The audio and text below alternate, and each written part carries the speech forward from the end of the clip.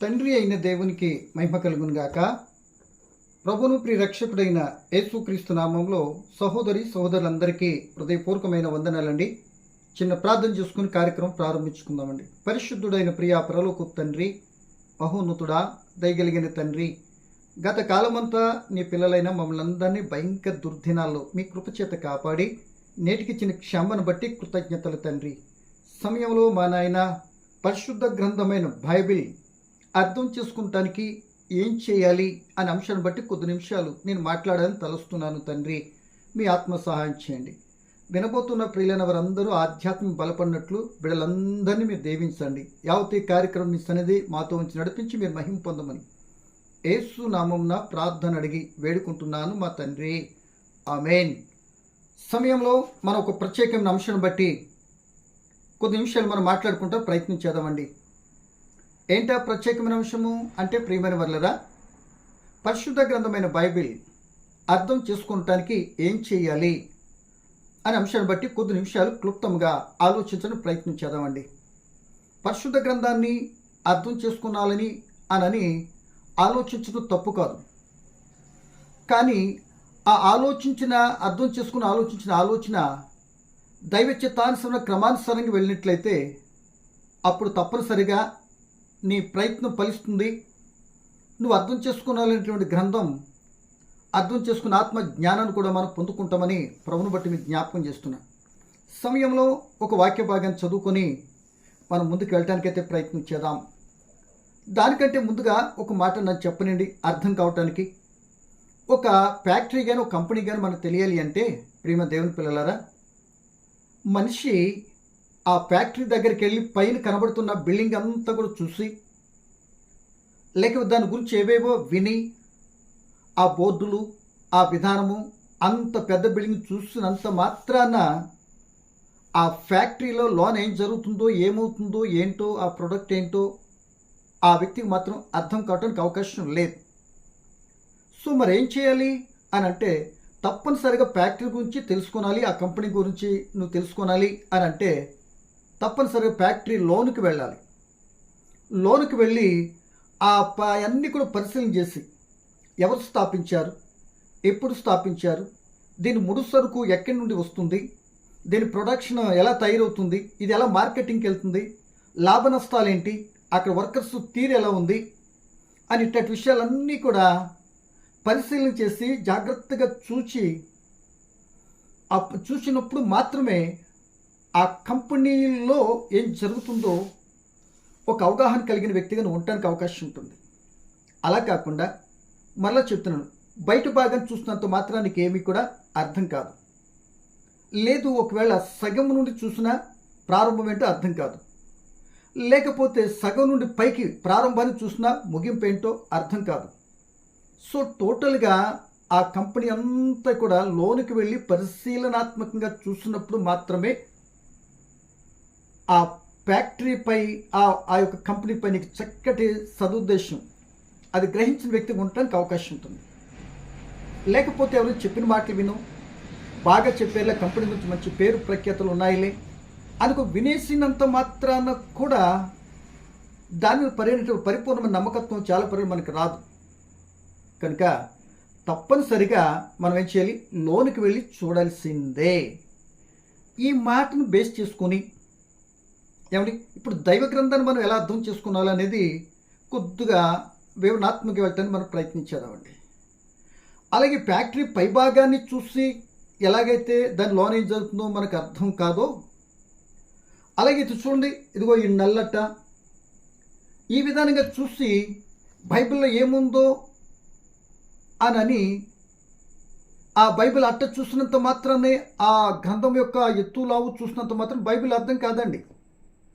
ఈ గ్రంథం లోపలికి వెళ్ళి ఆ ఫ్యాక్టరీ గురించి మనం ఏదైతే ఎవరు రాశారు, ఎందుకు రాశారు, ప్రొడక్షన్ ఎలా ఉందని ముందు చెప్పుకున్న మాటలన్నిటి ప్రకారం కానీ ఈ దైవ గ్రంథాన్ని కూడా పరిశీలనాత్మకంగా ఆ లోనుకు వెళ్ళి మనం పరిశీలిస్తే, అంటే క్షుణ్ణంగా చదివితే ఆ బైబిల్లో ఉన్నటువంటి ఆ విషయాలన్నీ కూడా అవగాహన కలిగి ఒక సత్యాన్ని ఎరిగిన వ్యక్తి ఉండడానికి అవకాశం ఉంటుంది. అలా కంపెనీ ఎరిగి తెలుసుకున్నట్లుగా దీనిలోనికి వచ్చి అలా చదివినప్పుడు మనకేముంది అర్థం అవటానికి ఆ బైబిల్ యొక్క లోపల ఏం భాగాలు ఏముండయో, ఎలా ఉందో, ఎవరు సృష్టించారు, ఎవరు రాశారు, ఎందుకు, ఎక్కడ, ఇట్లాంటి విషయాలన్నీ కూడా మనకు అర్థం అవడానికి అవకాశం ఉంటుంది. మాట అర్థమైందనుకుంటా. ఈ రెండింటిని మనం బేస్ చేసుకుంటూ కొద్ది నిమిషాలు వివరణాత్మకంగా మనము ఆలోచించే ప్రయత్నించేద్దాం. ఎందుకు ఈ బైబిల్ గ్రంథాన్ని ఎవరు రాశారు అనే విషయాన్ని మనం ఆలోచించాలి. ఎవరు రాశారో, ఎందుకు వ్రాయబడిందో, ఎవరు వ్రాయించారో అనేది కొద్దిగా మనకు అర్థమైతే లేఖనాన్ని బట్టి తదుపరి వ్రాయబడినటువంటి ఆ గ్రంథాన్ని మనం ఏ విధంగా అన్వయించుకోవాలి, ఏ విధంగా అర్థం చేసుకోవాలి అని సెకండ్ స్టెప్ చూడటానికి అవకాశం ఉంటుంది. ప్రస్తుతానికి ఒక స్టెప్గా మనం ఏం చేద్దామంటే ఎవరు వ్రాశారు, ఏమండి, ఎవరు వ్రాయించారు, వ్రాసిన వారు ఎవరు అని ఇట్లాంటి ఒకటి రెండు చిన్ని మాటలుగా ఆలోచించడం ప్రయత్నించేద్దాం. లేఖన భాగాన్ని మనం చదివి చూడండి. 2వ పేతురు రాసిన పత్రిక 1వ అధ్యాయము 20వ వచనం 21వ వచనం చదువుతున్నానండి. 2వ పేతురు పత్రిక 1వ అధ్యాయము 21, 22 వచనాలండి. ఒకడు తన ఊహను బట్టి చెప్పుట వలన లేఖనములో ఏ ప్రవచనము పుట్టదని మొదట గ్రహించుకునవలెను. ఏలయనగా ప్రవచనము ఎప్పుడును మనుష్యుని ఇచ్చను బట్టి కలుగలేదు గాని మనుషులు పరిశుద్ధాత్మ వలన ప్రేరేపింపబడిన వారై దేవుని మూలముగా పలికిరి. ఇక్కడ చక్కటి మాట వ్రాయబడి ఉందండి. మనిషి స్థితిని చెప్తూ ఆ మనిషి ఊహను బట్టి మాత్రం పరిశుద్ధ గ్రంథంలో ఏ మాట వ్రాయబడలేదని మొదట తెలుసుకోవాలి అట. సో మరి ఎవరు రాశారు, ఎవరు వ్రాయించారు అనేది మెయిన్ పాయింట్. ఎవరు రాశారు అంటే ఇక్కడ చెప్తున్నారు, మనుషుడు పరిశుద్ధాత్మ ప్రేరణ చేస్తా ఆ ప్రేరేపించబడినటువంటి ఆ పరిశుద్ధాత్మ ప్రేరణ ఏదైతే ఉందో దానిని వ్రాయటానికి పరిశుద్ధాత్ముని చేతిలో ఒక పెన్నులాగా, అంటే ఒక కలమలాగా మనుషుడు ఉన్నాడు అని మనకు అర్థమవుతుంది. ఈ పరిశుద్ధాత్మను వ్రాయించేదేంటి అని అంటే తండ్రి యొక్క సంకల్పం, తండ్రి యొక్క ఉద్దేశం, తండ్రి యొక్క గోల్ వ్రాయటానికి. ఆ తండ్రి యొక్క ఉద్దేశం ఏంటి అసలు టోటల్గా ఒక మాటలో చెప్పాలి అంటే పడిపోయిన తప్పిపోయిన మానవుణ్ణి మరలా తిరిగి విమోచన కార్యక్రమం జరిగించడానికి, ఆ విమోచన కార్యక్రమం చుట్టూనే బైబిల్ చరిత్ర అంతా కూడా నడుస్తుందండి. ఆ విమోచింపబడినటువంటి ఆ మానవుడు మరలా తిరిగి దేవుని దగ్గర చేరుకోవటమే. బైబిల్ స్టోరీ అంతా ఈ యొక్క విమోచన కార్యక్రమం చుట్టూనే తిరుగుతుంది. అంటే ఎలా, తప్పిపోయిన మానవుని రక్షించు నిమిత్తమై, ఏమండి అనే సంగతిని దీని మీద బేస్ మనం ఆలోచించుకొని ముందుకు వెళ్ళాలి. అది ఆయన సంకల్పం, ఆయన ఉద్దేశం. ఆ భావన పరిశుద్ధాత్మ ప్రేరణ చేత మనుషులు వ్రాశారు. అంతే తప్ప మనిషి యొక్క ఊహ, మనిషి యొక్క ఉద్దేశము, మనిషి యొక్క తలంపు, మనిషి యొక్క ఆలోచన, సూచనలు ఏవి కూడా దైవ గ్రంథంలో లేవు అని ఈ మాటను బట్టి స్పష్టంగా మనకు అర్థమవుతుంది. వ్రాయటానికి మనుషులే, వ్రాయించినోడు పరిశుద్ధాత్ముడు అనే సంగతిని గమనించాలి. సో ఎంతమంది వ్రాశారు, ఇక్కడ కూడా ఒక మాట గమనించింది. ఎంతమంది వ్రాశారు అని అంటే 40 మంది గ్రంథకర్తలు రాసినట్లుగా లేక చరిత్రలో మనం చూస్తాం. 32 మంది ఏమో పాత నిబంధన రాశారు, 8 మంది ఏమో క్రొత్త నిబంధన రాశారు. టోటల్గా 40 మంది ఈ 66 పుస్తకాలని గ్రంథస్థం చేశారు ఆత్మ ప్రేరణ చేత. చెప్పాను కదా, తప్పిపోయిన మానవం విమోచనార్థమై చుట్టూ తిరిగింది అతను విమోచించడానికి అనే సంగతి ముందని మాట్లాడుకున్నాం. సో ఈ 1600 సంవత్సరాలు రాసిన ఈ 40 మంది గ్రంథకర్తలు ఒకరికి తెలిసిన వారు మాత్రం కారు. ఒకరి వృత్తులు ఒకరికి తెలియండి, వేరు వృత్తుల్లో ఉన్నటువంటి వారు, ఒకే కాలానికి సంబంధించినటువంటి వారు మాత్రం కారు. ఒకే ఒక్క ప్రదేశాల్లో ఉన్నటువంటి వారు అంతకంటే కారు.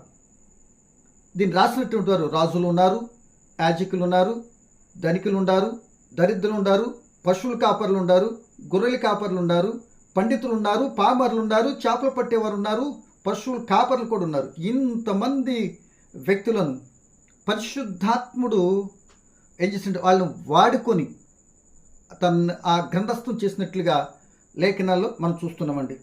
కనుక ప్రియమైన దేవుని పిల్లలారా, ఆలోచించాలని ప్రభుని బట్టి మీకు జ్ఞాపకం చేస్తున్నాం. ఈ సమయాన్ని బట్టి మనం గ్రహించవలసిన మాట ఏంటంటే, గ్రహించవలసింది వీరందరూ ఎంతమంది కాలానుగుణ కాలాలన్నీ వేరైనా వ్రాయించిన వాడు ఒక్కడే గనుక, పరిశుద్ధాత్ముడు గనుక మానవులు విమోచనార్థమై ఎక్కడైతే వ్యక్తులు ఆగినా చనిపోయినా అక్కడ నుండే మరలా మిగిలిన భాగం స్టార్ట్ అయినట్లుగా ఒక చక్కటి భావనతో వ్రాయబడినటువంటి, విమోచనార్థమై వ్రాయబడినటువంటి దేవుని సంకల్పం మనకు అర్థమవుతుంది, వ్రాయించినట్లు మనకు అర్థమవుతుంది. కనుక ఈ గ్రంథాన్ని ఏం చేయాలంటే చాలా జాగ్రత్తగా మనం చదవాలి. ఎందుకు అనంటే ఇది ఆత్మచేత వ్రాయబడిన గ్రంథం కనుక ఆత్మానుసారులకు మాత్రమే అర్థమవుతుంది. శరీరానుసారులు, ప్రకృతి సంబంధించిన మనుషులకి గ్రంథం అర్థం కాదండి. ఎందుకంటే ఈ లోకంలో ఉన్నటువంటి పండితులైనటువంటి వారు, మహాజ్ఞానులు అనబడినటువంటి వారు, పిహెచ్డీలు, డిగ్రీలు ఎన్నో చదివినటువంటి పెద్దలు, వారికి బైబిల్ అర్థం కాదండి. అంటే అంత చదివారు కదా అని అర్థం కాదు అని కాదండి. ఇక్కడ వారికి ఉన్న పరిజ్ఞానంతో, ఆ పాండిత్యంతో బైబిల్ ఇంకా చదివితే అటువంటి వారికి అర్థం కాదు. అంటే అంత చదివినటువంటి వారికి అర్థం కాదు, వాళ్ళు పనికిరారు అని చెప్పట్లే. వారి జ్ఞానాన్ని బేస్ చేసుకుని, వాళ్ళ జ్ఞానం మీద ఆధారపడి ఆత్మ సంబంధమైన, జ్ఞాన సంబంధమైనటువంటి వాక్యాన్ని చదవటానికి వాళ్ళ జ్ఞానము, వాళ్ళ జ్ఞానానికి, దైవ జ్ఞానానికి సంబంధం లేదు.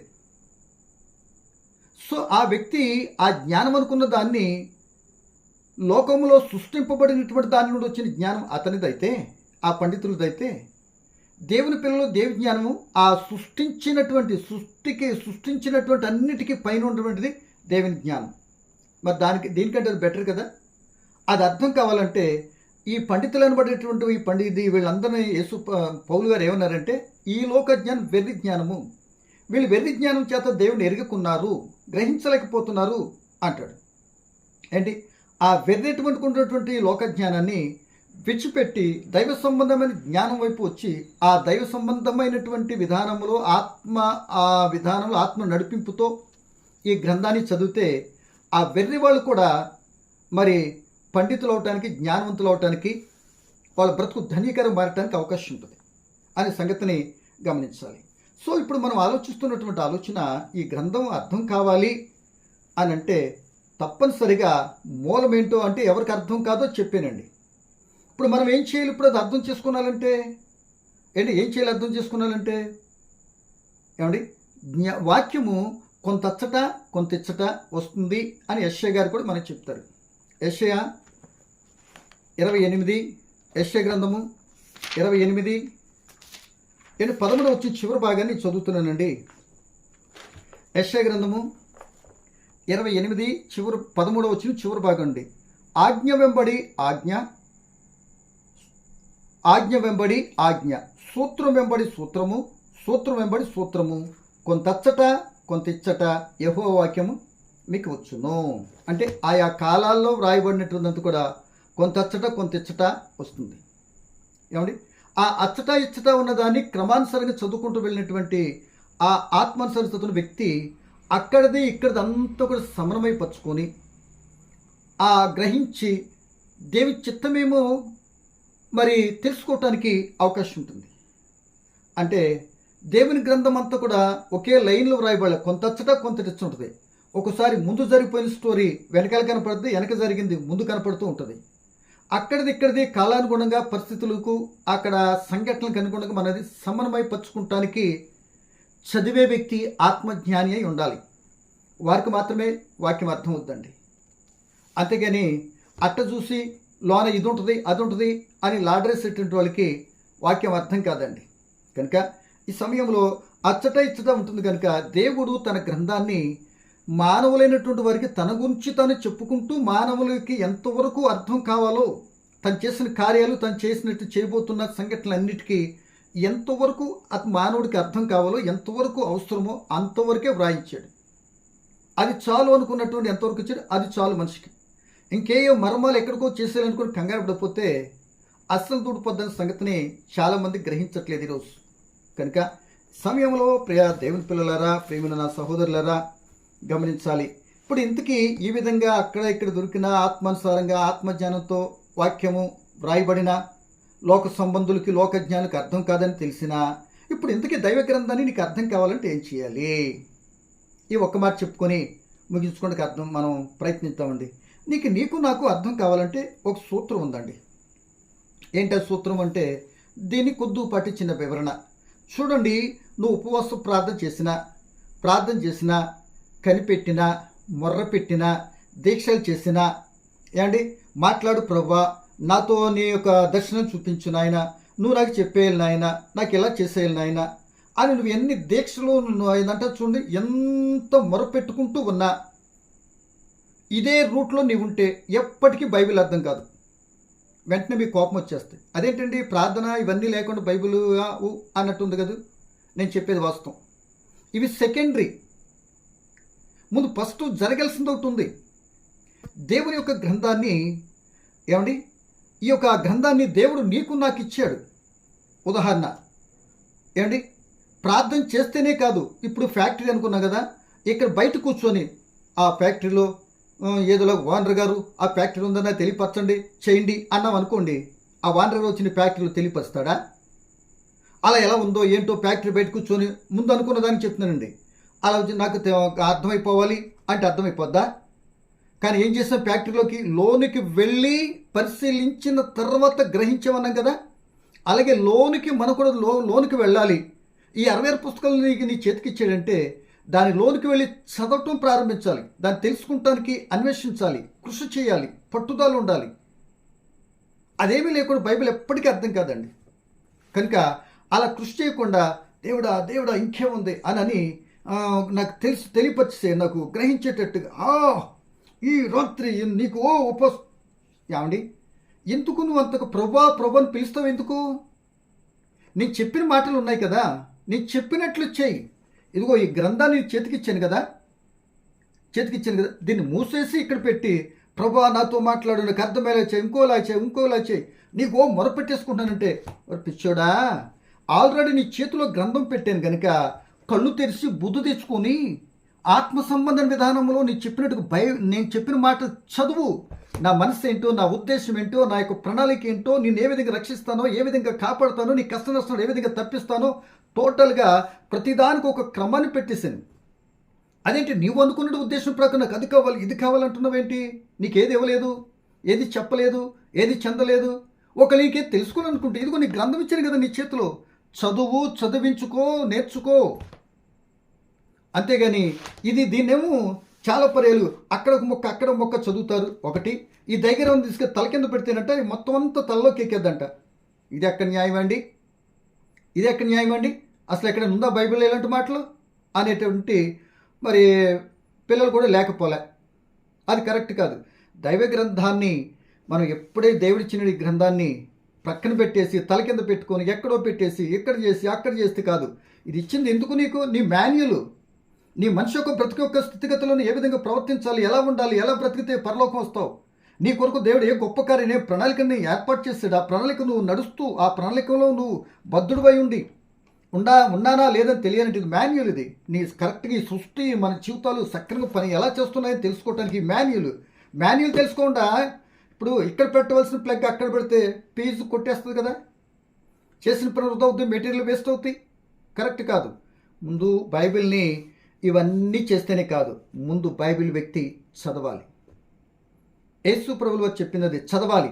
చూడండి, చదువునప్పుడు మనకి ఏమర్థం అవుతుందంటే ప్రేదేని చదవాలి. ఆ వివరం చెప్తాను చదువుతానికి. ఇప్పుడు చరిత్ర కొద్దు మనం వెనకెళ్తే ఈ దైవ గ్రంథాన్ని అప్పుడు ధర్మశాస్త్రం వరకు ఉన్నటువంటి వ్యక్తులకు అంతవరకే ఆ స్టోరీ తెలిసింది. అక్కడ నుండి దావీదు గారి కీర్తన వరకు అనుకో ఇంతవరకే ఆ పైన ఉండేవాళ్ళు తెలుస్తుంది. మలాకీ దాకుంటే వాళ్ళకి ఇంతవరకే తెలిసింది. ఆ వెనకాల చరిత్ర వాళ్ళకి తెలియదు. కానీ నీకు నాకు అయితే ఆ జరిగిన స్టోరీ అంతా కూడా గ్రంథస్థం చేసి మీ చేతిలో పెట్టాడు. జరిగింది, జరుగుతున్నది, జరగబోయేది, సంఘటనలు, పరిస్థితులు, ఆ ప్రభావం, కాలానుగుణంగా ఎన్ని కార్యాలు చేస్తాడో దేవుడు, ఎవరెవరి ఎడల ఏ ఎక్కువ కోపంతో, ప్రేమతో ఎవరు అడిగిన దానికి ఎన్ని రకాలకి ఇస్తున్నాడో, ఎన్ని రకాల పరిస్థితుల్లో తన పిల్లలైనటువంటి వారికి దగ్గర చేసుకుని గొప్ప కార్యం చేశాడు. చదువునప్పుడు అర్థమవుతుంది. నాన్న ఎవరైనా చెప్తున్నారు అనుకో మంచిదే విను, కానీ అలా ఉందో లేదో ఏంటో పరిశీలన చేసుకోకపోతే ఎలా? అందుకే యేసుప్రభువు కొన్ని లోకంలో ఉన్నప్పుడు చెప్పిన మాట ఏంటంటే మార్కు సువార్త 4:24లో చెప్తున్న మాట, మీరు ఏమి వినిస్తున్నారు జాగ్రత్తగా చూసుకోండి. వినకూడని మాటలు వినేటట్టు విన్నారని కూడా ప్రమాదంలో పడతారు. వినకూడని మాట విన్నారుగా విన్నదాన్ని బట్టి నీ హృదయం నిండిన దాన్ని బట్టి నువ్వు మాట్లాడతావు, నువ్వు పాడవుతావు, ఇతరులను పాడు చేస్తావు. బెరయ సంఘస్థులతో అంటాడు, ప్రియ దేవుని పిల్లలరా, అపోస్తలుల 17వ అధ్యాయంలో వీరి దెస్సలోనికలో ఉన్నటువంటి బెరయ సంఘస్థులు తెలివైన వారు. ఎందుకు అంటే పౌలు గారు బోధిస్తున్న బోధాలు ఉందో లేదో పరిశీలన చేసేటటువంటి ఆలోచన పరులు. ఇట్టటి ఆలోచన లేకపోబట్టి అనేక మంది చెప్పేటటువంటి బోధలు అన్నీ కూడా కరెక్ట్ అనుకుంటున్నాం. చాలామంది మా పాస్టర్ గారు, మా అయ్యగారు, ఈ అయ్యగారు గొప్పోళ్ళు కాదని ఎవరన్నారు? ఆ గొప్పోళ్ళని గొప్పగా చేసేస్తారా? ఆ గొప్ప పరలోకం తీసుకొని వెళ్తారా? పోనీ వాళ్ళు వెళ్తారా? సో అవన్నీ నాకు వివరణ వద్దు. వాళ్ళు వెళ్తారా ఏదైనా వాళ్ళ క్రియలు నేను చేసుకుని నా క్రియలు బట్టి నీ క్రియలు బట్టి ఆధారపడి ఉంటుంది. సో భావన వచ్చింది కనుక మాట చెప్పుకుంటున్నాను. ఒకరు విమర్శించే తత్వం నాది కాదు, నాకు వద్దు కూడా. ఏమంత గొప్ప ఉండని వాళ్ళు అంటే సరిపోతా నేను. కనుక ఈ సమయంలో దేవుని పిల్లలరా, వాక్యము మనము చదవాలి. చదివేటప్పుడు అది ఎవరికి రాయబడింది, ఎప్పుడు రాయబడింది, ఎలా రాయబడింది, ఎవరి చేత పంపబడింది, వ్రాయటానికి అక్కడ సమస్య ఏంటి, అక్కడ గొడవ ఏంటి, పరిష్కారం ఎలా జరిగింది, ఆ సంఘటన ఎలా ఉంది అని ఇలాంటి విషయాలన్నీ కూడా పరిగణనకు తీసుకొని కాలానుగుణంగా అక్కడ వ్యక్తుల మధ్య జరిగినటువంటి సంఘటనలు, పరిస్థితులు, ఆ తీర్పు, ఆ వివరణ, ఆ పరిష్కారాలు ఎలా ఉండయో ఒక్కొక్క పుస్తకము, ఒక్కొక్క పేజీ, ఒక్కొక్క అంశము చదువుతున్నప్పుడు పరిశీలనాత్మకంగా చదవాలి. అలా చదివినప్పుడు అప్పుడు చదివి ఎవరికి ఎందుకు ఏంటో ఆల్రెడీ ఒకరికి రాయబడినటువంటి గ్రంథం ఇది. అప్పటికి జరిగిపోయిన స్టోరీ చాలా ఉంది ఇక్కడ. అది ఇప్పుడు నీకు నాకు ఎలా అప్లై అవుతుంది అని అంటే, అలాంటి చరిత్ర ఇప్పుడు నీకు నాకు కాకపోవచ్చు, కానీ అటువంటి నమ్మకత్వము, అటువంటి ఆపదలు ఉంటే ఆదరించటము, అటువంటి శిక్షణ ఉంటే తప్పించటము, లేదా అది చెప్పిన మాట ఉంటే శిక్షించటము, ఈ గుణలక్షణాలు దేవునికి నాడు నేడు రేపు మారో. మీరు నేను కూడా అలా ఉంటే శిక్షిస్తాం, ఒక పశ్చాత్తాపంతో ఇలా తప్పించబడతాం గతంలో ఉండేలాగా. అలా చేసుకుంటే అవకాశం ఉంది, కానీ వారు వీరు కాదు, వారు కాదు. వారి సమస్య వీరిది కాదు, వీరి సమస్య అసలే కాదు వాళ్ళది అనే సంగతిని కూడా ఇలా ఆలోచిస్తూ మరి ఆ యొక్క లిటరల్గా ఉన్నటువంటి విధానానికి అవగాహన కలిగి చదువుకుంటూ వెళ్ళాలి. సో చదువుతున్నప్పుడు కూడా ఆ చదువుతున్న ప్యాసేజీ జలప్రళయం ముందు జరిగిందా, జలప్రళయం తర్వాత జరిగిందా, దావీదు రాజు గారి కాలంలో జరిగిందా, మరి ధర్మశాస్త్ర కాలంలో జరిగిందా, మోషే కాలంలో జరిగిందా, వెనక జరిగిందా, ముందు జరిగిందా, యేసుప్రభు కాలంలోనే యేసుప్రభు వచ్చిన తర్వాత, యేసుప్రభు ముందా వెనక, రాజులు ఏ రాజులు, యోధా ఇశ్రాయేలు ఏ రాజులు అనేటువంటి ఆ భావనతో చదవాలి. ఇప్పుడు నేను చెప్పిన ఇవన్నీ కూడా దాంట్లో ఒక భాగాలుగా ఉన్నాయి. అవి వివరణాత్మకంగా చదవాలి ఒకదాని తర్వాత ఒకటి అనే సంగతిని మనం గమనించాలి. సో ఇంతకీ బైబిల్ కనిపెట్టినా, ప్రార్థించినా, మరో రకంగా ఎంతో దీక్షలు చేసినా ఆ దీక్షలకి నీ బైబిల్ అర్థం కాదు. తప్పనిసరిగా నీ చేతిలో ఉన్న గ్రంథం తలకిందో మరొకటి చేసుకుంటే కాదు. నువ్వు మనసు పెట్టి చదవాలి. ఆత్మానుసారంగా చదవాలి. నువ్వు శరీరానుసారంగా సగం అక్కడ సగం ఇక్కడ, ఆపద వస్తే కష్టం వస్తే ఒక వాక్యాన్ని అలా తీసి ఇదిగో ఇలా తీసి చదివేస్తారు. క్యాలెండర్లో చిన్న మొక్క కూడా చదువుతారు. ఏమండి, అది చదవటం తప్పు అని మిమ్మల్ని నిందించట్లే. అక్కడితో సరిపెట్టుకోకండి. కంటిన్యూగా నీ జీవితం చూసి నువ్వు వెళ్తున్నావంటే తిరిగి వస్తావో లేదో తెలియదు కదా. నీ రాకపోక కాపాడుతున్న మాట వచ్చిందనుకోండి, నానా మరి నేను వెళ్తున్నా, నాకు సహాయం చేయవా, మరి తిరిగి రావాలని నీ చిత్తమైతే నడిపించవా అంటానికి అవకాశం ఉంటుంది. నువ్వు వెళ్తున్నాను ఆమె నెలలియో దీవించంటే మన అసిస్టెంట్ అనుకుంటానండి దేవుడు. నువ్వు చెప్పిందల్లా చేసేటానికి, ఆయనకు అనుకూలంగా ఆయన చెప్పినట్టు నడకపోతే నేను చెప్పవసరం, నీకు తెలియపరచడం శిక్షించడానికి, నేను లేపండి నీ అనుమతి తీసుకుని అవసరంలా. నీకు దీవెనలు లేకపోతే ఉన్నాయి టక్ పంట లాగటానికి నీకు నీ యొక్క సలహా సూచనలు అవసరం లేదానికి. మన జీవిత రిమోట్ కంట్రోల్ అంతా కూడా దేవుని చేతులు టక్ ఇట్ అన్నాడా ఫినిష్. అడిగే హక్కు, దమ్ము, ధైర్యం దిక్కు ఎవరికి లేదు ఇంకా అనే సంగతులను గమనించుకుంటూ చాలా జాగ్రత్తగా ఉండాలి. జీవితం అంటే ఏదో ఉంది కదా, తిన్నానులే, తాగేనులే, చదివేనులే, ఎలగబెట్టేయాలనుకుంటే ఇక అబ్బా అయ్యో అనే పరిస్థితులకు వెళ్ళకూడదు క్రైస్తవ జీవితం. కనుక ఈ సమయంలో నేను ముగించడానికి ఇష్టపడుతున్నా, అది చదవాలి అని అంటే, అది అర్థం కావాలి అంటే, యేసు ప్రభులు వారి లోకంలో ఉండగా ఒక చక్కటి మాటలు కొన్ని విషయాలు చెప్పారండి. ఏంటంటే ఇప్పుడు చెప్పాను కదా, అవగాహన కలిగి తప్పనిసరి వెనక ముందని చదువుతూ, ఎవరికనేది కూడా ఆలోచిస్తూ పుస్తకం మీద దృష్టి పెట్టి చదువుతూ అవగాహన చేసుకున్నాలి. అలా చదివి కృషితో నాస్తి దుర్భిక్షం అన్నట్టుగా అలా చదవకుండా ప్రయాసపడకుండా ఏదో వచ్చేద్ది ఎవరో వినేసేం లేదు, సింపుల్గా వినేటప్పుడు కూడా ఎంత బడాయో, పడుకునేది ఏదో ఒకళ్ళు, గంతులేసేదో ఒకళ్ళు, అక్కడ పెట్టేదో ఒకళ్ళు, వంట చేసేదో ఒకళ్ళు, కూరగాయల కోసం చేయి కోసుకుంటూ వినేది కూడా మరికొందరు ఉంటారు. ఇలాంటి రకాలు ఎందుకు లేరు? సో అది దేవుని వాక్యం, దేవుని పని కనుక ప్రశాంతంగా కూర్చొని వినేటట్టు టైం కానీ అవకాశం కానీ తీసుకుంటామా? తీసుకోం. మన స్టైల్ వేరు కదా, మన బడాయి కూడా వేరు. ఏమండి, నీవు అనుకున్నట్టు వింటాం కాదు, దేవుడు అనుకున్నట్టుగా దేవుని మందిరానికో దేవుని దగ్గరకు వస్తున్నప్పుడు మనసు పెట్టి పనులు పక్కన పెట్టి ఆయన కొరకు కొంత సమయం వెచ్చించలేని నీకు బైబిల్ ఎందుకు అర్థం అవుద్దబ్బా? నీ భ్రమ, నీ తెలివితేళ్లతో కొద్దిగా ఆ ప్రార్థన ఈ ప్రార్థన ఇలాగా అలాగే తిప్పేస్తున్నావు. కానీ నీ బ్రతుకులు మాత్రం చెడు విడిచిపెట్టుకున్న దాఖలా చాలామంది జీవితంలో అని చాలామంది జీవితంలో ప్రస్ఫుటంగా కనబడతాయి వాళ్ళ క్రియలు, యాక్టివిటీస్ కదండి. చూసుకుందాం. కనుక ఇక్కడ నేను చెప్పే మాట ఏంటంటే, నువ్వు బైబిల్ చదివితేనే నీకు అర్థమవుద్ది. మాట అర్థమవుతుందండి. చదవాలి చదవాలి చదవాలి. అదే యేసుప్రభు స్పష్టంగా చెప్పిన మాట చదివి నేను ముగించడానికి ఇష్టపడుతున్నా. చూడండి, మత్తయి రాసిన సువార్త 12వ అధ్యాయము చూడండి 3వ వచనం చదువుతున్నాం. చూడండి, ఇక్కడ యేసుప్రభు శిష్యులు ఆ విశ్రాంతి దిన కంకులు కోసుకు తింటుంటే పరిసర శాస్త్రకు పొడుచుకొచ్చేసిందండి బాబు. కోపం వచ్చేసింది. ధర్మశాస్త్రం పాటించలేదు అన్నాడు. విశ్రాంతి దినాన్ని మీరు వేస్తున్నారు వీళ్ళు అంటున్నారు అని అనగానే వెంటనే మొత్తం మీద ఆయన యేసుప్రభు చెప్పారు, ఇదిగో దావీదు గారు స్పీడ్గా వచ్చేసి ఆ దేవుని మందిరంలో ఉన్నటువంటి సంకప్పు రొట్టెలు తిన్నప్పుడు ఏం కాలేదుగా, దోషి కాలేదుగా. మరి ఆ వాక్యం కానీ మీరు చదువుంటే వీళ్ళు కంకులు తింటే ఇది ఇంత ఎందుకు అవుతారు? మీరు చదవలేదు కనుక, మీకు అర్థం కాలేదు కనుక నన్ను అడుగుతున్నారు. మీరు చదవలేదు అని వారిలో లోటుని, చదవలేదు కనుక మీకు అర్థం కాలేదు స్పష్టంగా చెప్పినట్టు ఈ మాట మనకు అర్థం. చదువుతున్నాను చూడండి, మత్తయి సువార్త 12వ అధ్యాయం 3వ వచనం. ఆయన వారితో ఇట్లనే, తానును తనతో కూడా ఉన్నవారును ఆకలి కొని ఉండగా దావీదు చేసిన వాణిని గురించి మీరు చదవలేదా? మీరు చదువుంటే ఇంత గొడవ ఎందుకు వస్తుంది? ఒకవేళ మీరు చదివే ఉన్నట్టయితే ఏ పాస్టర్ గారు ఏ విషయం ఏం చెప్తుండో ఎందుకు అవగాహన రాదు? మీ దగ్గర ఉన్న బైబిల్ పాస్టర్ గారి దగ్గర స్పెషల్గా ఉంటుందా ఏంటి?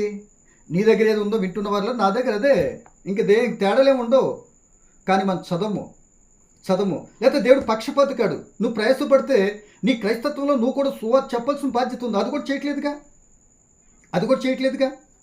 కనుక ఈ సమయంలో చదువు లేదా అని అంటున్నాడు. రెండో మాటకు మనం చూడండి, అదే 16వ అధ్యాయం, మరలా 16వ అధ్యాయం లేకపోతే 21వ అధ్యాయం 16 వచ్చిన చదువు చూడండి. 21వ అధ్యాయం 16 వచ్చిన చూడండి. 21వ అధ్యాయం 16 వచ్చిన ఇక్కడ ఏం మాట్లాడుతుందంటే, యెరూషలేము మందిరమునికి ఆయన జయప్రవేశం చేసినప్పుడు అక్కడ చంటి పిల్లలందరూ కూడా హోసన్నా అని దేవుని స్తుతిస్తున్నప్పుడు అక్కడ ఉన్న పరిసయ్యులు, శాస్త్రులు, పెద్దలు ఏమంటారు, మతాధికారులు, ఇదిగో నీకు వినపడట్లేదే ఏంటి, ఈ పిల్లలు ఎలా అరుస్తున్నారో తెలుసా అని అంటాడు. సో మీరు చదవలేదు కనుక ఏమంటున్నాడు, మీరు చదవలేదు కనుక మీరు ఇలా మాట్లాడుతున్నారు. ఒకవేళ ఈ పిల్లలు కానీ మీరు ఆపినట్లయితే రాళ్ళు కేకలు వేస్తాయి. ఇప్పుడు ఆ వీటికంటే అది చాలా ప్రమాదం. అవి కేకలేసినాయా మీ నెత్తు బగులుద్ది, అంతే కదా. కనుక ఆ మాట చదువుతుంది చూడండి, 21వ అధ్యాయం 16 వచ్చిన. వీరు చెప్పుచున్నది వినుచున్నావా అని ఆయన అడిగిరి. అందుకు యేసు, వినుచున్నాను, బాలుర యొక్కయు చంటి పిల్లల యొక్కయు నోట స్తోత్రం సిద్ధింపచేసి తిని అని మాట మీరు ఎన్నడూ చదవలేదని వారితో చెప్పేసాడు. మీరు చదువుంటే ఎందుకు వస్తుంది గొప్ప ఇది? నువ్వు చదువుంటే ఎందుకు పాస్ అవ్వు? ఏమండి, ఒక చదివేవనుకో, చదివితే ఎందుకు పాస్ అవ్వు? మనం చదువుతున్నప్పుడు ఎందుకు పాస్ అవ్వము? బుక్ అంతా కూడా బైహార్ట్ చేసినప్పుడు, లేకపోతే కదా అవగాహన కలిగి ఆ స్టోరీ అంతా కూడా అవగాహన కలిగినప్పుడు, ప్రశ్న కరెక్ట్ ఆన్సర్ రాసినప్పుడు ఎందుకు పాస్ అవ్వము? పాస్ అవుతాం కదా. అంటే ఎక్కడో చదవలేదు కనుక కొంత డౌట్ అవుద్దా, అలా ఉందా, ఇలా ఉందా అన్నప్పుడు కదా నీ ప్రయత్నం ఏది? ఒకవేళ ఎవరో చెప్పేస్తారు, దాన్ని నమ్మేసట్టు వెళ్ళిపోతావా? నువ్వు చూసుకోవాలి కదా, అక్కడ ఉందా లేదా, సందర్భం ఏంటి, అది నిజంగా ఆయన చెప్పింది కరెక్టేనా అని చూడకపోతే అబద్ధ బోధకులు, దొంగ బోధకులు ఇలాగే తయారవుతారు. అది మీ చేతుల్లోనే ఉంది వినేటువంటి వాళ్ళారా. కనుక ఈ సమయంలో రాళ్ళు కేకలు వేస్తే బాలు ఉంటారు. 24వ అధ్యాయము లేకపోతే 22వ అధ్యాయము 31 కూడా చూడండి. 22వ అధ్యాయం 31 వచ్చిన కూడా చూడండి. 22:31 ఏమంటున్నాడు చూడండి. ఇక్కడ మృతుల పునరుద్ధానాన్ని గురించి చెప్పినప్పుడు ఆయన అంటాడు, సద్దుకైలు మృతుల పునరుద్ధానం లేదని ఆ సందర్భం మాట్లాడుకుంటే యేసు ప్రభువు అక్కడ చెప్తున్న మాట ఏమని అంటే, అప్పటికి అబ్రహాం గారు, ఇస్సాకు, యాకోబు చనిపోయి వారు కూడా నేను దేవుని, చనిపోయిన వాళ్ళు కూడా ఆ మృతులకు కూడా దేవుణ్ణే అని చెప్పిన సందర్భం మీరు చదవలేదా అని చెప్తాడండి. చూడండి ప్రియమ దేవుని పిల్లలారా, ఆ మాట చదువు మృతులను గూర్చి నేను అబ్రహాము దేవుడను, ఇస్సాకు దేవుడను, యాకోబు దేవుడను మీతో చెప్పుచున్నాను. చెప్పుట మీరు చదవలేదా? నేను చెప్పిన మాట మీరు చదవలేదా? అందుకే మీకు అర్థం కాలే. చదవండి, ముందు చదవండి. మరొకటి ఇక్కడ ఇంకో పెద్ద మైనస్ పాయింట్, మాకు చదువు లేదండి. మరి మీరు చెప్పింది ఒకలా ఇదైతే అవ్వచ్చు, కానీ చదువులేని మమ్మల్ని ఏం చేయమంటాం అని అంటారు. ఓకేనా? యోహాను గారు దాన్ని చక్కటి ఆన్సర్ చెప్పాడు. చదువువాడును దాన్ని వినేవాడును ఇరువురికి ఫలితం ఒకే మార్గాన్ని చూపా. చదివినా వినినా వాళ్ళిద్దరూ అనుసరించినటువంటి వారుగా ఉంటే మాత్రం అప్పుడు మాత్రమే వాళ్ళు ధన్యులు అవడానికి అవకాశం ఉంటుంది అంటున్నాడు. సో చదువు రానటువంటి నీకు ఎంత శ్రద్ధను వినేటువంటి వాక్యాన్ని అంతా కూడా కరెక్ట్గా చదివినట్టు మాటలు చదివి వివరించాలి. చదివినటువంటి ఇయరింగ్ చేసేటువంటి మిషన్స్ రకరకాలు ఎన్నో వచ్చేసినాయి ఈరోజు. కరెక్ట్గా కూర్చొని రేజు 2-3 అధ్యాయాలు 4-5 అధ్యాయాలు జాగ్రత్తగా వింటే, మనసు పెట్టింటే స్టోరీ నీకు అర్థం అవడానికి అవకాశం ఉంటుంది. దానికోసం నువ్వు టైం వెచ్చించింది ఏది? నేను నేర్చుకోవాలి, నాకు కావాలి, ఆ దేవుని చిత్తం నాకు అర్థం కావాలి, దేవుని కొరకు నేను బ్రతకాలి, ఆ పరలోక రాజ్యం వెళ్ళాలి, ఆయన చిత్తమే తెలుసుకోవాలి, నేను బ్రతుకుతూ అనేక మందిని బ్రతికించడానికి చేయగలిగిన పనులను చేయాలి అనే తత్వం లేకపోతే నీ ఇంటిని నీతో పడుకుంటూ కొల్లగొడుతుంటే దేవుని సొత్తంతకు సాతాను సొత్తులకు మార్చుకునేటువంటి వాళ్ళ వారిలాగా మనం ఉంటే మనకి ఎలా అర్థం అవుద్దండి? పరిశుద్ధమైనది ఆ యొక్క అపరిశుద్ధమైన విధానంతో కలుస్తుందా? అర్థం అవడానికి అవకాశం ఉంటుందా? మనలో శుద్ధి ఉండదు. మన మాటలు చూస్తే కోటలు దాటిపోతాయి. రేపు చెప్తానండి, మాటల్లో హీరోలు, చేతల్లో జీరోలు. రేపు చెప్తా. ఇలాంటి ప్రబుద్ధులు చాలామంది ఉన్నారు బైబిల్లో, కనుక పక్కన పెడతాం. కనుక ఈ సమయాన్ని బట్టి మనం ఆలోచించవలసిన విషయం ప్రియదేని పిల్లలరా ఇది. ఇంకో మాట చదివి నేను ముగించడానికి ఇష్టం. 24వ అధ్యాయం, అదే మత్తయి సువార్త 24వ అధ్యాయం, ఇక్కడ 15 వచనంలో ఒక మాట ఉందండి. 24:15 ఏమంటాడంటే, దానియేలు గురించి ఆనాడు బబులోను దేశం జరిగిన సంఘటన యేసు ప్రభువుల వారు చెప్తున్నారండి. ఆ రాకడ సమయాన్ని గురించి సందర్భంలో ఏమని? కాబట్టి ప్రవక్త అయిన, మత్తయి సువార్త 24:15 అండి. కాబట్టి ప్రవక్త అయిన దానియేలు ద్వారా చెప్పబడిన నాశనకరమైన హేయ వస్తువు పరిశుద్ధ స్థలంలో నిలుచుట మీరు చూడగానే చదువుడు గ్రహించుగా. చదువుడితే గ్రహిస్తాడు. ఇప్పుడు జరుగుతున్నటువంటి ప్రళయాలు, చాలా ప్రళయాలు జరిగిపోతున్నాయండి.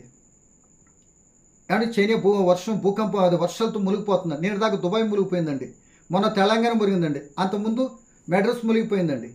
ఈ ప్రళయాలు జరుగుతున్న సంఘటనలన్నీ కూడా భయంకర పరిస్థితులు జరుగుతున్నాయి. ఎందుకు జరుగుతాయో ముందు ఎన్నో దాఖలాలు చేయబడినట్టు ఉందండి. అది గ్రహించడానికి అవకాశం ఉంటుంది. లేదు, ఒకళ్ళు నీ జీవితంలో ఎత్తుపల్లాలు ఎందుకు జరుగుతున్నాయి? ఎందుకు నీ బ్రతికెత్తా చిందరవందరైపోయింది? ఎందుకు నువ్వు వేసిన దానికి పోసిన దానికి పొంతనం లేకుండా ఎప్పుడు కూడా బాధలో కష్టాలే అనుకుంటూ కుంగిపోతున్న పరిస్థితి ఎందుకు? నీది నీకు తెలియదు కదా. నీది నీకు తెలియలేదంటే అలా ఎందుకున్నావు ఏంటో చదవలసిన గ్రంథం చదివితే నీదేంటో అర్థమైపోద్ది. నీ చరిత్ర కరెక్ట్ అని తెలుస్తూ పరిష్కారం వరకు పక్కనే ఉంటుంది. ఏమండి, అసలు వదిలేసి కొసర దగ్గర పరిగెత్తడం కారణంగా టైం అంతా వేస్ట్ అవుతుంది. మరలా తిరిగి వచ్చేటప్పటికి జరగడానికి అనర్థం జరిగిపోతుంది. అప్పుడు ట్రై చేయాలంటే శరీరాలు, పరిస్థితులు, అవయవాలు సహకరించట్లేదని తన్నుబడి పడుకుంటున్నారు. అది కూడా ప్రమాదమే. సో కనుక ఈ సమయంలో ప్రియ దేవుని పిల్లలారా, నేను ముగించడానికి ఇష్టపడుతుంది. ఇప్పటికే కాలతీతం అయిపోయింది కనుక ఇక్కడ దీన్ని బట్టి మనం ఏం చేయాలంటే తప్పనిసరిగా ఇది చూడాలి. సరే ఇటు వచ్చిన తర్వాత ఇలా అర్థం చేసుకుని చదివితేనే నీకు అర్థమవుద్ది. నువ్వు ప్రయాసపడితేనే గ్రహిస్తావు. ఏ పని లేకుండా ఫలితం దక్కదో. ఈజీగా వచ్చేస్తుంది అనుకుంటే కుదరదో. ఈ రోజున అనేక మంది ఇలా దేవుని మాటలో ఇంత స్పష్టంగా కొందరు దైవజనులు గొప్పవారు చెప్తున్నారు అంటే వాళ్ళకి వెనకాల కృషి ఎంత ఉందో తెలుసా? వాళ్ళు ఎంత ప్రయాసపడ్డారో తెలుసా? వాళ్ళు ఒక్క మాట చెప్పడానికి ఎంత నలుగుతున్నారో తెలుసా? ఇప్పుడు ఈ 2 మాటలు చెప్తున్నానండి, అంత ఈజీగా వచ్చేసింది ఇప్పుడు నాకు. ఇదిగో చూడండి, ఇలా చేయడానికి ఎంత చెమట ఇలా కారిపోతుందండి నాకు. మాకేమి ఇక్కడ పెద్ద ఏసీ లేవండి, ఇది సెల్ ఒకటేనండి. దీని ద్వారానే చేస్తున్నానండి. ఉన్నదానితో కష్టపడుతూ నేర్చుకోవాలి. ఉన్నదానితో ఆ పని ద్వారా చేయగలిగినంత దూరం చేసుకెళ్ళాలి. మరి అవకాశం ఇస్తే చేస్తాం, దాంతో ముందుకెళ్తాం. మాకు రావాలి, ఇవ్వాలని ఎవరి మీద ఆశ కూడా లేదు, చెప్పే ప్రసక్తి ఉంది ఎవరికి కూడా. నాకు ఇచ్చిన దాంతో నేను చేయలేనప్పుడు, నాకున్న దాంతో నేను ఏదో చెయ్యాలో పెట్టాలో చెందాలో నాకు లేనప్పుడు ఎవరో 100 రూపాయలు అయితే పెడతానని నమ్మకం ఏంటి? ఆ ఇచ్చేవాళ్ళకి ఉండాలి అది. కనుక ఈ సమయంలో ప్రియ దేవుని పిల్లలారా, ఆలోచించాలని ప్రభుని బట్టి మీరు జ్ఞాపకం చేస్తున్నా. కనుక ఈ సమయాన్ని ఇక బయట అర్థమైంది కదా, చదవాలన్నారు కదండి. మరి ఎక్కడి నుండి మొదలు పెట్టాలి? పాత నిబంధన, కొత్త నిబంధన? ఏమంటే ఏ నిబంధన ఉంది? ఏ నిబంధన నుండి మొదలు పెట్టినా పర్వాలేదు. ఎక్కడి నుండే చదవాలని అంటూ రూల్ ఏది కూడా బైబిల్ గ్రంథంలో రాయబడలేదు. ఏది ఏమైనా దైవ గ్రంథాన్ని బట్టి ప్రారంభం నుండి ఆది గ్రంథం అలా చదువుకుంటే స్టోరీ అర్థం కావడానికి వాస్తవతీతం అలా అర్థం కావటానికి అవకాశం ఉంటుంది. తప్పనిసరిగా క్రమం తప్పకుండా చదవాలి. క్రమం క్రమం క్రమం క్రమం అక్రమ క్రియలు వెళ్ళిపోతే క్రమానుసారమైన పద్ధతికి మనం వచ్చిన రోజున వాక్యము ఆ రోజుకి మనకు అర్థం అవటానికి అవకాశం ఉంది.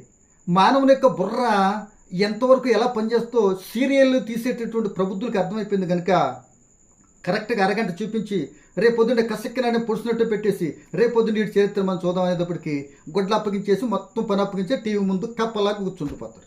కళ్ళు పీకేసినా, కూర మాడిపోయినా, వంటోడి ఏదైనా ఇంకోటి ఏదైనా అగా అన్నట్టుగా చూసేటువంటి తల్లులు ఎంతమంది లేరు, బాబులు ఎంతమంది లేరు. కరెక్ట్ కాదు. అదే ఆసక్తి, అదే తీవ్రత, అలాగే చూడాలనుకున్నటువంటి ఆసక్తిని ఎప్పుడైనా దైవ గ్రంథం పైన, ప్రార్థన పైన, దేవుని చిత్తానుసారంగా దేవుని వాక్యాన్ని వినటానికి పెట్టుండట్టయితే ఈ రోజు నీ బ్రతుకు ఏ రేంజ్లో ఉండేది తెలుసా? ఎంత గొప్ప వ్యక్తిగా ఉండేది తెలుసా? టైం అంతా వృధా పరుచుకున్నావు. అనారోచితం పరుడా ఎప్పటికైనా కళ్ళు తెరవయ్యా, ఆలోచించుకో అని ప్రభుని బట్టి ప్రేమతో గద్దింపంటారు. దీన్ని ప్రేమతో నిన్ను సలహా ఇచ్చి ఎంకరేజ్ చేయటం అంటారు అని ప్రభుని బట్టి అయితే జ్ఞాపకం చేస్తున్నా. కనుక దైవ గ్రంథము క్రొత్త నిబంధనతో కూడా పాత నిబంధనలో దాచబడింది. భాగ్యనాలి పాత నిబంధనలో క్రొత్త నిబంధన దాచబడింది. దాంట్లో పాత నిబంధనలో కొత్త నిబంధన ఇన్క్లూడ్ అయిపోయి ఉంది. సో క్రొత్త నిబంధనలో పాత నిబంధన అంతా కూడా వివరించబడింది, అంటే బహిర్గతం చేయబడింది అన్నది కూడా బాగా ఆలోచించుకుంటూ మనం చదవాలి. కనుక ఈ విధంగా మనం చదివితే అర్థమవుతుంది. లోకజ్ఞానము, నీ తెలివితేటలు, నేను పెద్ద గొప్పోని, నా డిగ్రీలు నాకు అయ్యండి నిజమే. ఒకవేళ నువ్వు చదివేవు, కష్టపడి మంచిదే, నేను తక్కువ చేసి మాట్లాడతలే. కానీ ఆ డిగ్రీలతో దేవుని జ్ఞానాన్ని ముడిపెడితే నీ డిగ్రీలతో దేవుని పని లేదు. ఏమండి? అలా కాకుండా నువ్వు నాకు నేర్పించు తండ్రి, నేను చదువుతాను, నాకు అర్థం చేసుకున్న జ్ఞానాన్ని ఇవ్వు అని దైవ గ్రంథాన్ని చదివినప్పుడు నీ కళ్ళు తెరవబడతాయి. ఆధ్యాత్మ సంబంధ విషయంలో స్థిరపరచబడతాము, వాక్యం అర్థం అవుద్ది. అప్పుడు ఆయన చిత్తానుసారం నడవడానికి అవకాశం ఉంది. కనుక ఎక్కడి నుండి ఆయన బైబిల్ చదవండి. మరలా చెప్తున్నాను, ప్రార్థన చేసి కూర్చుంటే, ఉపవాసం ఉండి, దీక్షలు చేసి, నోములు చేసి, అడిగేసి 306 రోజులు ప్రభు కనిపెడుతున్నాను చూపించు అని అంటే ఎట్టి పరిస్థితుల్లో బైబిల్ అర్థం కాదు. నీకు చదవాలి చదవాలి చదవాలి. చెప్పాను కదా, ఈ అట్లా ఉండదు నీకు ఎందుకు ఇచ్చాడు? చదవమనే ఇచ్చాడు, దీనిలో తెలుసుకోమని ఇచ్చాడు. అంతేగాని ఇక్కడ పెట్టి ఈ బైబిల్ ఎట్టు పెట్టి దాన్ని తెరవకుండా నాయనా ఇదిగో దీనిలో ఉండే నాకు ఏదో బుర్రలో పెట్టేసి, అబ్బా అసలు బ్రతికిచ్చినందుకే నీ బ్రతుకు వంకర బ్రతుకు. మళ్ళీ దీన్ని నీ చేతిలోకి వచ్చినందుకే దీనిలో చదవమంటే మళ్ళీ తీసుకొచ్చి ఆ బరువు బాధ ఏదో నువ్వే చేయి నాయనా అన్నట్టు చెప్తే ఎలాగండి? ఏదైనా క్రమం ఉండాలి కదా మాట్లాడటానికి. కరెక్ట్ కాదు. కనుక మనం చదవాలి.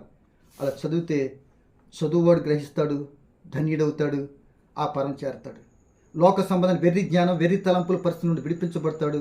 ఆ వ్యక్తి బ్రతుకు ధన్యకరంగా మారుతుంది. అటువంటి కృప, అటువంటి ధన్యత దేవుడు మనకి కోరుకుంటూ ఈ నా మాటలు ముగిస్తున్నాను. ఇప్పటికే కొద్ది కాలతీతమైంది. తప్పనిసరిగా కొద్దిగా ఆలకించండి. మీకేమైనా డౌట్స్ ఉంటే నాకు తెలిసినంత వరకు మీరు చెప్పినది మంచిదైతే నేను నేర్చుకుంటా. ఒకవేళ నేను చెప్పిన మాటలు కొద్దిగా ఏమన్నా అవగాహన కలిగి ఉంటే మీరు అనుసరిస్తే బాగుంటుందేమో అనుకుంటే అది మీ ఇష్టం. తప్పనిసరిగా అట్టి కృప దేవుడు మనకి కోరుకుంటూ చిన్న ప్రార్థన. పరమ తండ్రి నీకు వందనాలు. పలకబడిన మాటలో పరమార్థం ఏంటో నీ బిడ్డల గమనించుకొని మీ చిత్తానుసారం చదివి ధన్యులు కావడానికి సహాయం చేయండి. గత కాలం చదవని ఎప్పటి నుండి చదవటానికి మేల్కొల్పమని మీ చిత్తం మరోసారి కలుసుకుంటారు. నీ కాపుదల మాతో ఉంచుమని, ఇవి నిన్న బిడ్డలు నన్ను మమ్మల్ని అందరూ దీవించుమని యేసు అధికారం కలిగిన నామమున ప్రార్థన అడిగి వేడుకుంటున్నాను తండ్రి. ఆమేన్. అందరికీ హృదయపూర్వక వందనాలు. Thank you. God bless you.